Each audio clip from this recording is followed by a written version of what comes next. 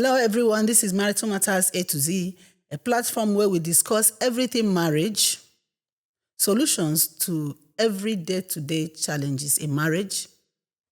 Do you intend to get married? Are you married, divorced, or even widowed? This platform is for you. My name is Chinwe Kings, and on today's episode, we have a message to parents. All right. Every couple should know that one of the primary reasons why God brought a man and a woman together in marriage is to produce godly children.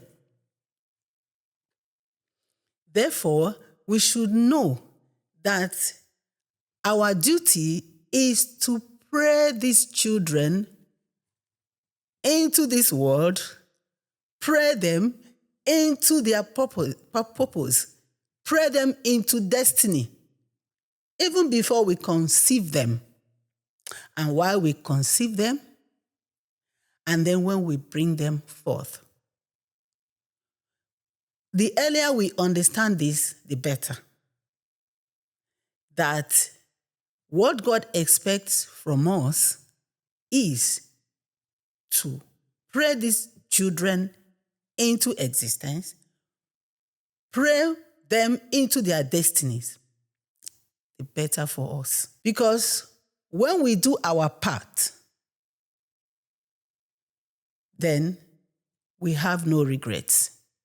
When we do our part, God will be proud of us, and we also will be proud of ourselves. Don't say, I am a minister of God, I am a man of God, a woman of God, therefore I gave birth to this child in the church. Therefore, this child is already automatically a child of God.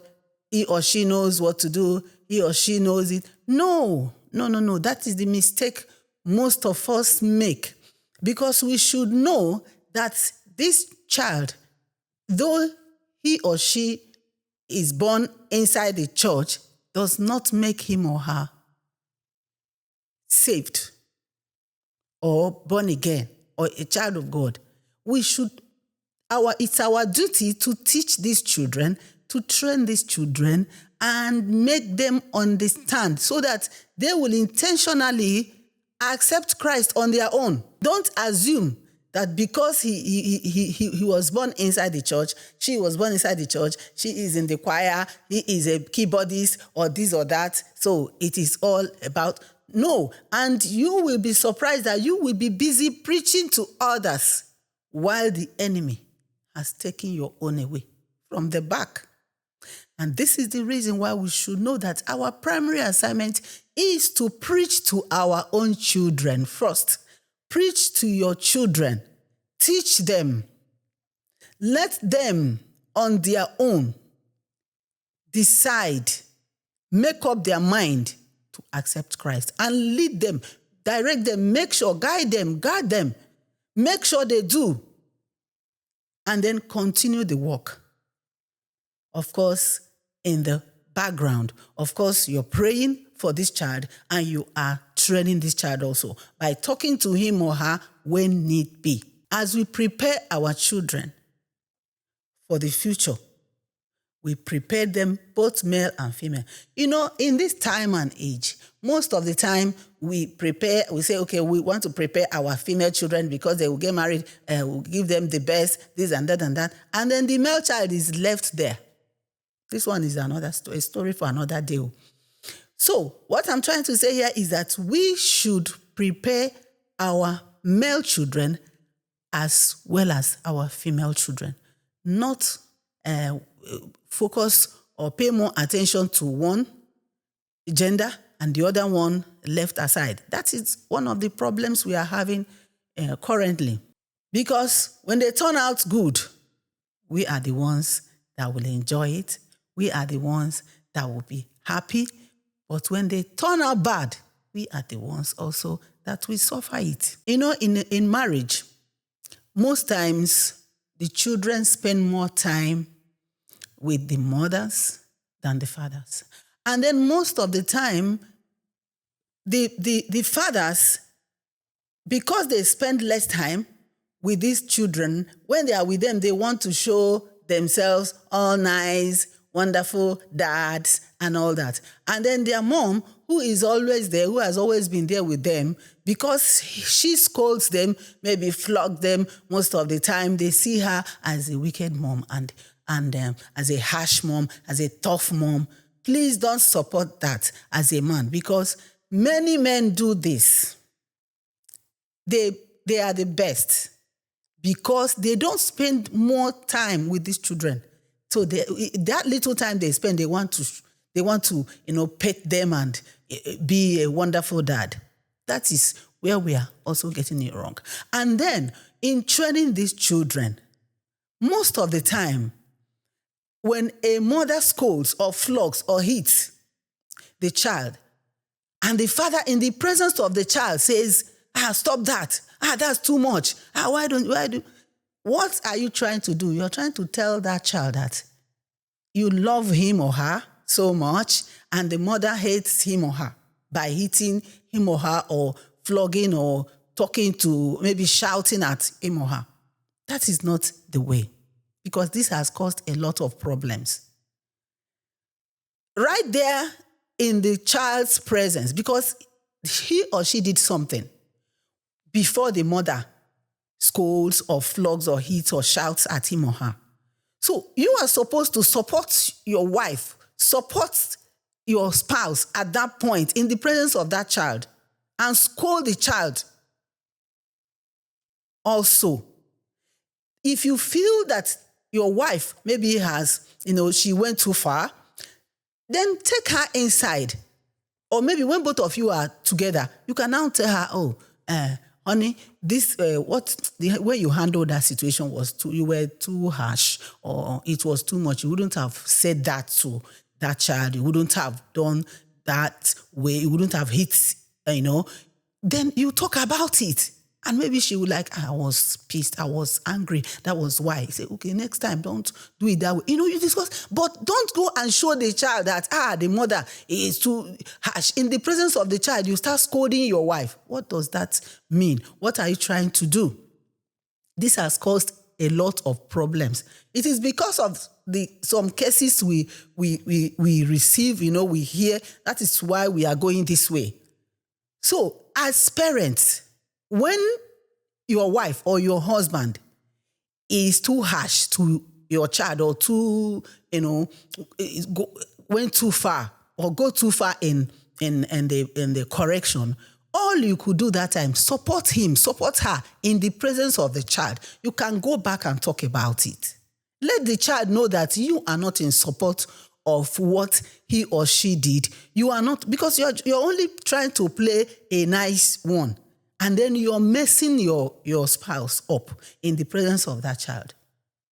That is disrespect, and it means you don't value him or her. And you are making, in fact, the worst thing you're doing there is that you're making the child see the mother or the father as a bad person, a wicked person. This is very, very bad. So all you should teach these children, let them see good. Let them know that you and your wife, you are together. In this training, you do it together. Only one person cannot do it. Pray together, teach them to pray. Talk to them most of the time, spend time with them, and teach them the way to go. Train them, bring them up the way they should go, so that when they grow up, they will not depart. Now, like I always say, you pray for a child, you start praying for the child even before the child is conceived. You start praying for your child or your children. And when they are conceived, you continue praying. When they are giving birth to, you continue praying. It is a continuous work. And as you're doing this, you are paying your own price. You're making sacrifices. You're praying, you're fasting, you're speaking, you're prophesying into the lives of your children, and you are telling God what you want them to be, and you're speaking into their lives. As you're doing this, you're paying your own price. I tell you, even when that child along the line is deceived, or strays, goes to takes the wrong path, I tell you, those sacrifices you made, those prayers, those fasting, those giving, sowing you are making on their behalf, so those prophecies will continue to speak, and that child will eventually come back to that path because the price has been paid and it's speaking. Right. And then the next thing I want to say, message to parents, is that most of the time, the things we are supposed to be doing in the presence of our children, we don't do them. Then we do the ones we are not supposed to be doing. For example, we are supposed to let these children know that we love each other. Like a man walks in, comes back from business, from work and all that, and the woman is at home, and the woman gets up in the presence of the children and hugs the husband, and then they exchange a peck or kiss and all that. The children are watching, and they are seeing you are loving each other. And what does this do to them? Inside them, they are happy. This creates a very wonderful environment.